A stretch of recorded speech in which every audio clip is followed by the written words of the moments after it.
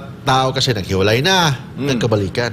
Sabi nila, ano, second time around, ano yun? Love is sweeter the second time around. Love is sweeter the second time around. Parang movie yan, ah. Parang movie or give one more chance. Ay, ganon. Ano yun? One more chance to do it again. One more chance. So, yan. Example, gano'n, nagkabalikan yung dalawa. Dalawa ang possible options under the law.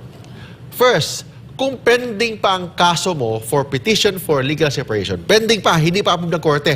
Nasa court pa lang ang petition for legal separation pending.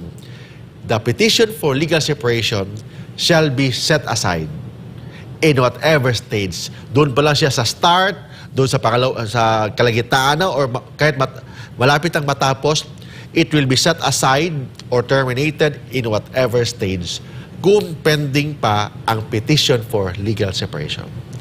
Pero kung granted na sa korte, may decree of legal separation na na-approve sa korte, sabi ng batas, kung nagkabalikan ang babae at saka si lalaki, yung decree of legal separation shall be set aside.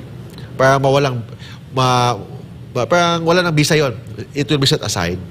Pag-file lang kayo ng affidavit na nagkabalikan na kayo, isubmit nyo sa court na nag-approve ng legal separation. Yung petition for, yung decree of legal separation, it shall be set aside. Para wala ng bisa. But, ito yung but, the separation of property and the forfeiture of share of the conjugal property shall subsist. So, ibig sabihin, kung may decision ng court na i-liquidate ng conjugal property, lahat ng share, ibigay ni babae, si lalaki, may share pa rin, but hindi sa net profits, it will subsist. Retain yun kahit na nagkabalikan kayo. Except, pag yung mag-asawa, nagkasundo na i-revive nila ang kanilang former property regime.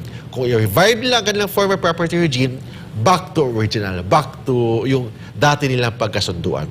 Pero kung wala silang agreement na ganun, ibig sabihin, the property relationship or the conjugal property will be liquidated.